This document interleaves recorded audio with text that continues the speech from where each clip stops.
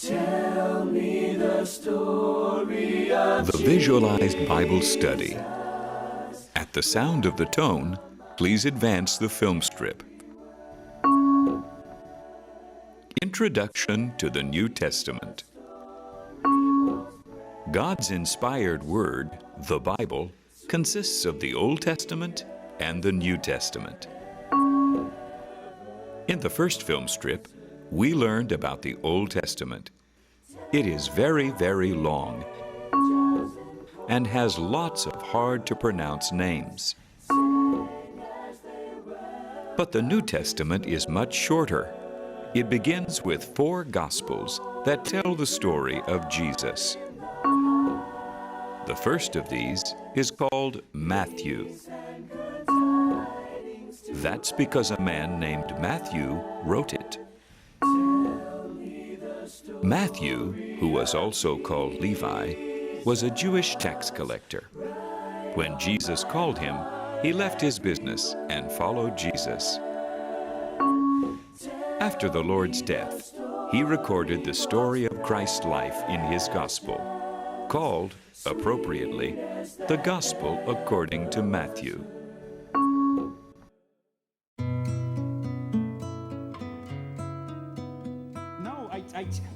Avram, I told him he couldn't use that form. He's got to use 316 or he's asking for a Roman audit. I'm telling you. No, I can't. Mrs. Lowenstein, I know. You're going to have to deal with her. I told you I'm turning the business over to you. I came back today as a favor. Look, don't make me feel guilty. Come on. I set you up. Yeah, fine. Yes, I know. Oh, she's got matzo ball soup, some new recipe she wants you to try. That's a part of the business I won't miss, Avram. Yeah, shalom, my brother.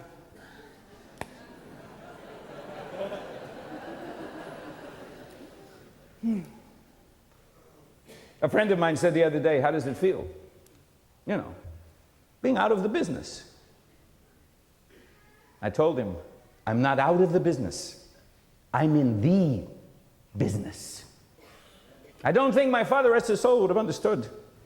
He was so excited when everything worked out for me to work for the Romans, and then, he said, this is your big opportunity. Don't blow it. You've got the world in your hands. The Jews have to come to you, the Romans have to work with you. I mean, what more could you ask for? I felt like I was on top of the world when I was sitting at that table that day. I was dealing with, I think it was the Weinsteins, and they had some issue with one of Herod's boys. Oh, they'd sent a tough, short, little, rough guy. I forget his name, Micus Copius or something, but...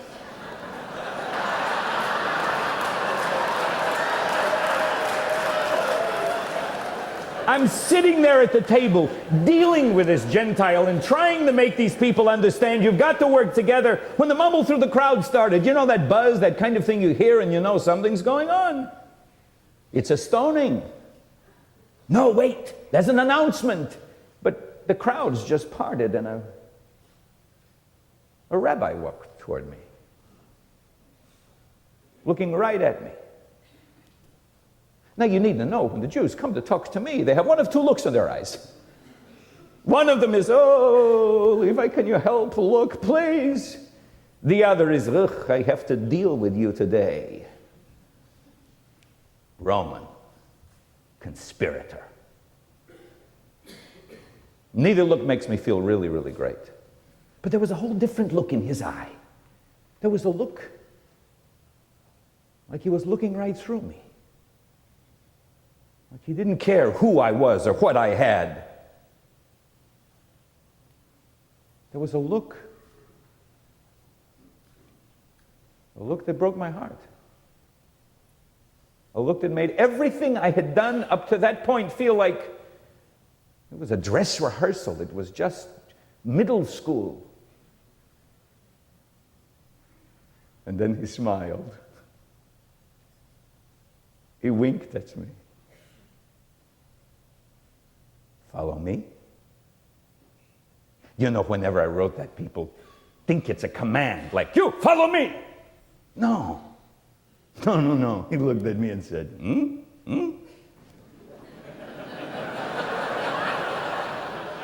What do you think? Are you ready for a new business opportunity? Follow me. I couldn't get around behind the table fast enough. The Weinsteins, why are you going? The Roman, you can't. And I said, I just did. And that began an odyssey that left me knowing things and seeing things and feeling things that God laid on my heart after, bless the name of our Lord, He left us. That I had to write down because people missed the point. Already they're beginning to form up and getting into their own business. The business of the Christian business. That's not a business. His business is the business He calls us to. I know. When Jesus overturned the tables in the temple, what I heard Him say, I wrote. You've turned this into a house of thieves. My Father's house should be a place of prayer. So I owe something to the doctor. Luke wrote what he heard. Jesus looking around, condemning the people. It was almost as though it was a flashback to that moment when Luke writes about him lost and in the temple. He wasn't lost. The rest of us were. He was the only one who was found. When his mother grabs him and says, where have you been? He said, I had to be about my Father's business. Do you understand? From the very beginning, He came with a business plan. He came with a focus and a purpose. But even as I wrote, people missed it. The genealogy. Oh, Peter tells Mark, just start with John the Baptist, forget the rest of it. How can you forget the rest of it?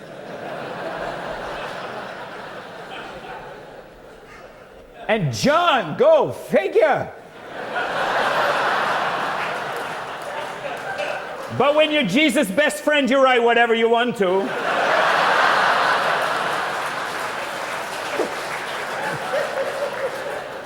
It didn't happen in that order. So I wrote, I said, this is the son of Abraham, this is the son of David. But surely you read, surely you noticed when you read that, who pops up in there? There are 4 women. Even as I think about it, I laugh. None of these women could have made it to round 1 on The Apprentice. Every single one of them is a bad investment. Tamar dresses up like a hooker to seduce her father. Rahab was a hooker.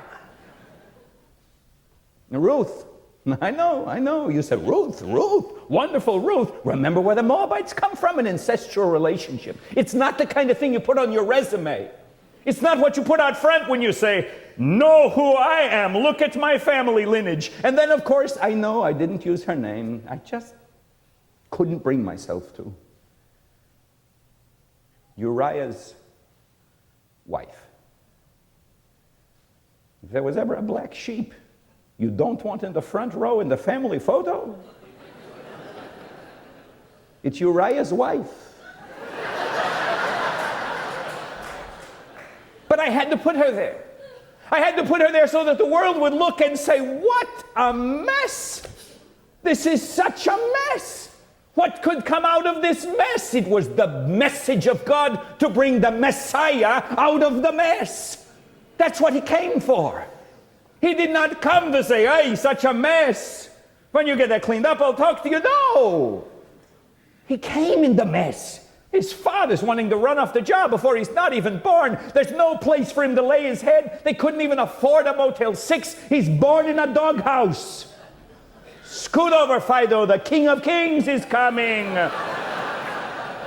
It's a mess. The whole story is a wonderful divine mess. So that when we see the Messiah, we will say, you are holy and mighty and wonderful and glorious.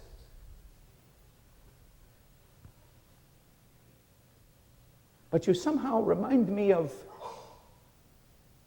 us. There's mess in our Messiah. And there's a reason the mess is there. Not just a token mess. Oh, the way some people give to the poor. You know, they go up to the beggar, and instead of engaging him, they drop it in. Now there's a whole thing people are doing in Jerusalem. They're giving it to someone else.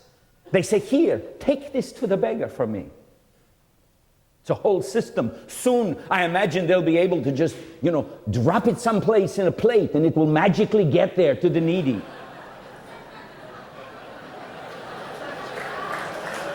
They will probably call that giving to the poor somehow and feel good about it. Not my messy Messiah. No, he lived and ate with the mess. And when he called this mess, I had a few friends from the business over. They brought some friends. One thing led to another. There was wine, And then I saw him peeking through the window, peering in and looking, counting the heads of how many tax collectors were in the room. And the murmuring outside caught my Lord's attention. And when he stepped to the door and said, "You want to come in? Room at the table." They swole up like a rooster in a pen and said, "Oh no. We just wonder why you eat with a mess." Hadn't they learned? You don't ask him questions like that. You spit in the sky, it falls on your face.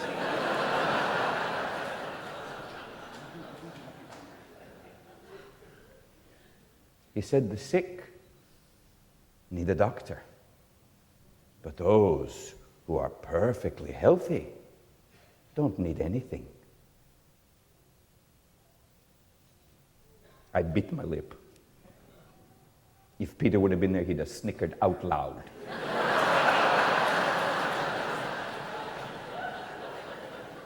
But I wrote it in my mind because that's the Messiah's business. Get out there with the sick. Get out there with a leper. But you see, the problem is these men were standing there thinking they weren't a mess. They thought they had no mess. The reason? Because they were religious. Because they prayed. Because they fasted. But when the messy Messiah looks at you and simply says, "You follow God. You follow God."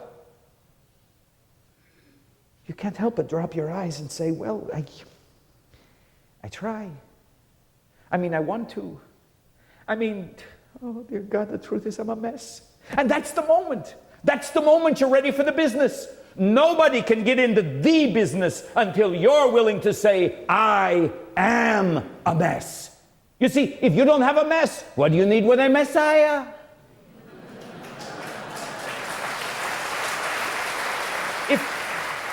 If you're running around tucking your mess under your coat and making sure it's not seen, then you end up being that individual who tries to say, "Well, yes, I go because I like to see the Messiah, but I don't come because I have a mess." Time after time, Messiah came and looked someone in the eye who thought they didn't have a mess. And each time, only when they said, "I'm a mess. Be merciful to me, O Lord. I think I've got it all together. I've said the prayers. I've gone to the temple.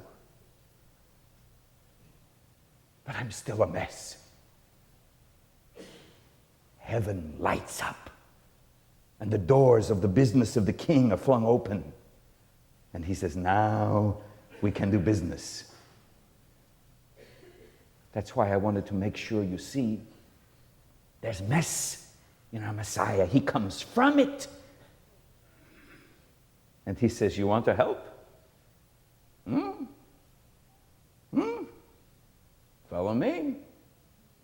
But before you do you have your mess with you? Because if you want to take a message, you got to have a mess. You haven't got a message until you've identified your mess, until you've seen it. You say, oh my goodness, how is it that people can miss their messes? We're amazing at doing so. My wife, God bless her, asked me the other day, you don't see an overflowing trash can?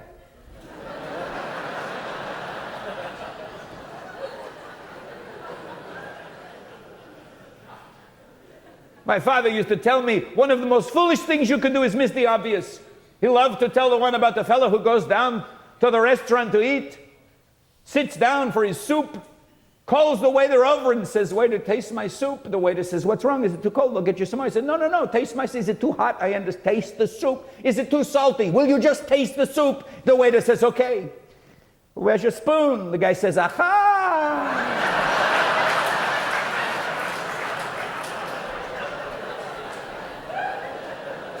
Everybody else can see your mess. I promise you. Ask the person next to you. Go ahead, ask them. Can you see my mess? I dare you.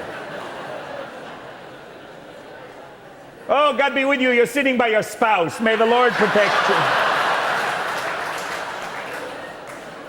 But the question is not, can the world see your mess? The question is, will you reach down and take a hold of your mess? Will you grab your mess by the collar and hold it up and say, may I tell you about my mess so that I can give you the message of the Messiah? God's people have to own their mess so they can give the black mess to the Messiah, so that I have a message to take when I do business. God's